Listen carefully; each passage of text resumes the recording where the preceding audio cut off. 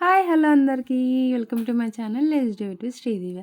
Actually ఈరోజు నేను ఒక ప్లాంటింగ్ చేస్తున్నాను. బెండకాయ విత్తనాలు ఉన్నాయన్నమాట. సో పెడదాము అని చెప్పి పెడుతున్నాను.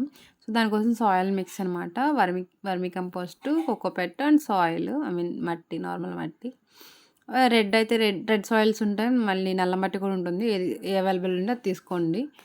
అండ్ ప్లాంటింగ్ దగ్గరికి వచ్చేసరికి ఇది నార్మల్గా మొక్కలు పెంచడానికి, గ్రోయింగ్కి, ప్లాంటింగ్కి ట్రేస్ ఉంటాయి కదా, ఆ ట్రేస్ ఎందుకులే అలా నాకు ఈ కోడిగుడ్డు అట్ట కనిపించింది అనమాట. ఇది వేస్ట్గా ఉంది, సో ఊరినే పడేయడం ఎందుకు, ట్రై చేద్దాం అన్నట్లుగా ట్రై చేస్తున్నాను. అండ్ అదే కాకుండా ఇది పేపరే కాబట్టి ప్లాంట్ వచ్చిన తర్వాత కట్ చేసేసి అది సాయిల్లో పెట్టేయచ్చు రీప్లాంటింగ్ అప్పుడు అని అనుకున్నాను. సో అలా అని చెప్పి ట్రై చేస్తున్నాను. అండ్ ఎప్పుడైనా సరే మొక్కలు గింజలు పెట్టినప్పుడు విత్తనాలు ఫుల్‌గా వాటర్ చేసేయాలి. అప్పుడే ఏమైతదంటే విత్తనం నాని అప్పుడు ఈజీగా స్ప్రౌట్ వస్తదనమాట.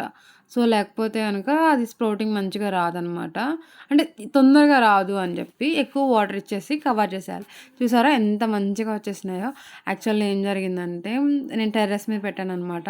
మొత్తం మొక్కలన్నీ ఉడతలొచ్చినాయి. ఉడతలొచ్చేసి మొత్తం ఆ ట్రైన్ మొత్తం పీకేసేసి అసలు కళ్ళం నీళ్ళు ఒక్కటే తక్కువండి. నిజంగా నేను చాలా అంటే చాలా ఫీల్ అయ్యాను.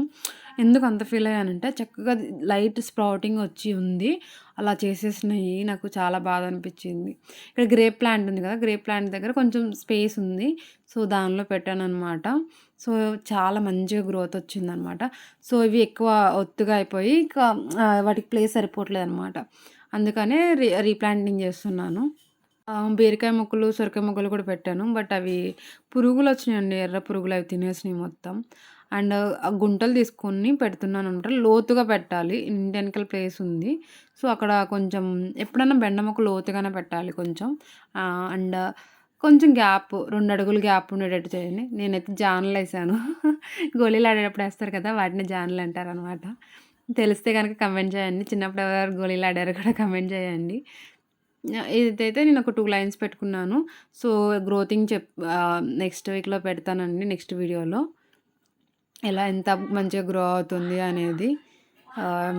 వీడియో చూసినందుకు థ్యాంక్ యూ ఫర్ వాచింగ్ అండి. Please like and subscribe.